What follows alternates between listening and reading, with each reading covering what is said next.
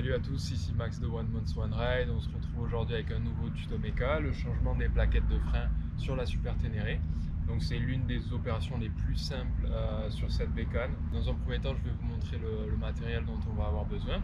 Et puis après, on s'attaque au démontage et au changement des plaquettes.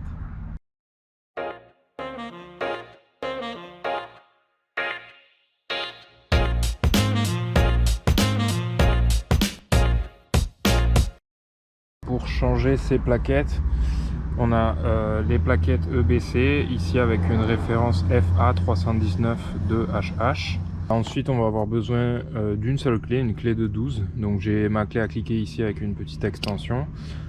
J'ai une brosse ici avec de l'eau savonneuse et de l'eau normale pour nettoyer mon étrier, mon piston. Si vous avez du nettoyant de frein, c'est mieux. Donc nous on n'en a pas, on est au Brésil, là on est sur la route, donc on ne transporte pas tous ces produits.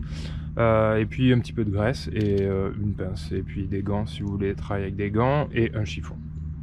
Donc pour accéder aux plaquettes, c'est très simple. On a deux boulons ici de 12 à desserrer.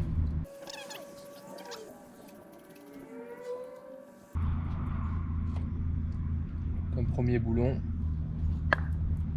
et un second boulon. Donc, ce qu'on peut voir là sur nos boulons, c'est qu'ils sont pas mal rouillés, pas mal grippés. Et cet étrier, il est censé être un petit peu flottant, et on voit que là il y a pas mal de rouille là, donc peut-être ça peut empêcher l'étrier de fonctionner correctement. Et ce qu'on a remarqué aussi, c'est qu'on a la plaquette extérieure ici qui est contre le piston, donc il y a un seul piston qui est très usé comparé à celle de l'extérieur. Donc c'est peut-être pour ça. Donc je vais essayer de retirer toute cette rouille avant de les remonter. On peut retirer notre piston ici. Donc le piston, on va le nettoyer avec l'étrier de frein. On vient retirer tout simplement. On fait glisser nos plaquettes. Donc là vous voyez cette plaquette, elle était pratiquement sur le métal. Et donc l'autre côté pareil, on pousse la plaquette par derrière ici. Et on voit qu'il y en a une, cette plaquette elle a peut-être 3 mm de garniture, alors que celle-là il lui en reste plus. On compare ça avec les plaquettes qu'on a achetées. Elles ont bien l'air identiques. Donc c'est bon, on peut les sortir du papier. Je vais nettoyer le disque avec, je vais mettre un petit peu d'eau savonneuse. Je vais juste frotter comme ça avec ma brosse à dents à l'intérieur, à l'extérieur. Et puis avec un chiffon, on va venir frotter pour sécher notre disque. Donc vous voyez, il y a tout ce dépôt là de garniture. Une fois que votre disque est propre ici et sec, vous pouvez mesurer l'épaisseur du disque au milieu ici en 3 points différents, et vous vous référez au manuel d'entretien pour savoir si vous êtes dans la cote ou pas. Si vous êtes en dessous, vous pouvez changer le disque. On a fait un tuto sur ça, on vous mettra le lien. On va retirer ces petites encoches ici qui permettent de maintenir les plaquettes, et on va nettoyer notre étrier de frein également. Donc on peut venir avec une pince ici pour retirer notre petite encoche là. Donc on va nettoyer ça, vous voyez c'est quand même relativement sale. Voilà la deuxième. Donc notre piston ici, vous voyez il est bien sale.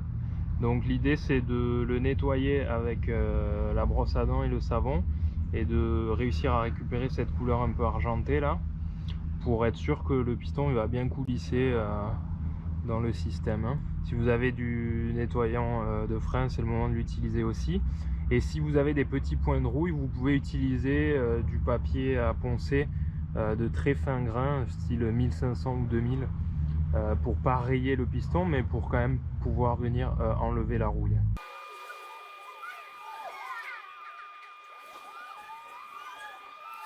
Donc voilà le piston plus ou moins propre. On n'a pas de papier là pour venir bien enlever les petites taches de rouille. Mais bon, c'est déjà mieux qu'avant. Je vais en profiter pour nettoyer aussi ici. Donc ça, c'est les boulons sur lesquels vient flotter l'étrier. Donc vous voyez, normalement ils sont plutôt comme celui de gauche, et là j'ai vraiment un dépôt de rouille sur celui droit qui peut venir empêcher en fait le piston de flotter comme il faut.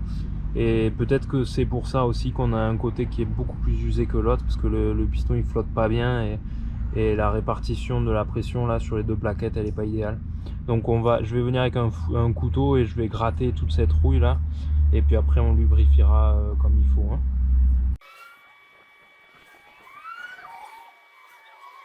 Donc voilà mes deux boulons là, une fois nettoyés, dégrippés avec du WD-40 là et une lame, j'ai bien gratté, donc c'est quand même plus propre, hein, et je pense que ça va fonctionner mieux.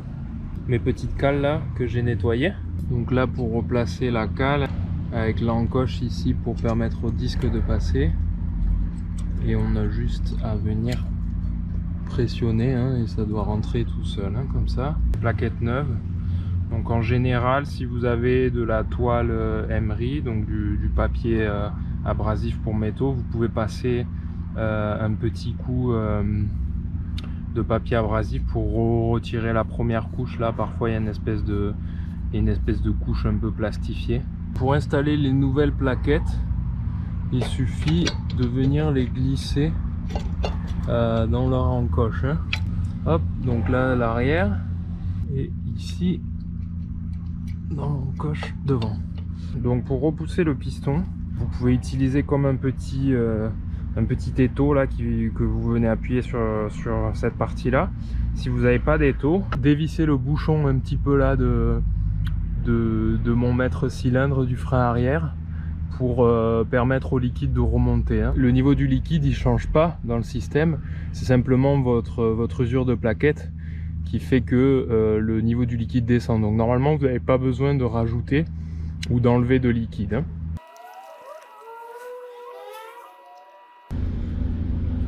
Mais là, avec les 2 pouces, j'arrive à repousser mon piston et je vois en même temps que le liquide dans le maître cylindre est en train de remonter, hein.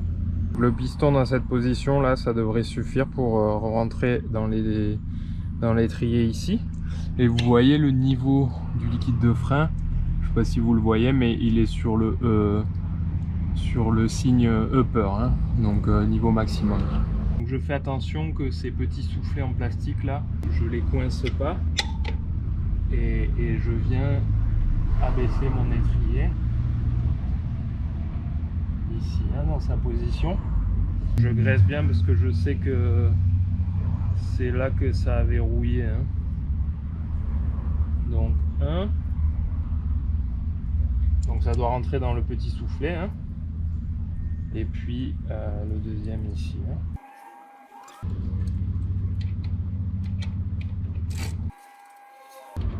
Un peu de chaque côté, et puis on vient serrer un peu plus fort. Hop. Pas besoin d'y aller comme un âne. Et on vient nettoyer l'excès de graisse ici, si vous en avez qui est sorti par le soufflet ou au niveau de la jointure du boulon ici. Voilà, donc ça c'est prêt, hein. On referme le bouchon et on revisse le maître cylindre à sa place. On va venir pomper ici pour plaquer les plaquettes contre le disque, hein, parce qu'au début ça peut être très mou. Donc voilà, c'est tout pour ce tuto. N'hésitez pas à poser vos questions en commentaire, ou si vous avez d'autres astuces à nous partager. On est toujours preneur. Pour rappel, moi je suis pas un professionnel de la mécanique, j'ai juste appris sur la Super Ténéré. Donc si vous ne vous sentez pas de travailler sur les freins, amenez ça au concessionnaire, hein, et il vous fera ça sans souci.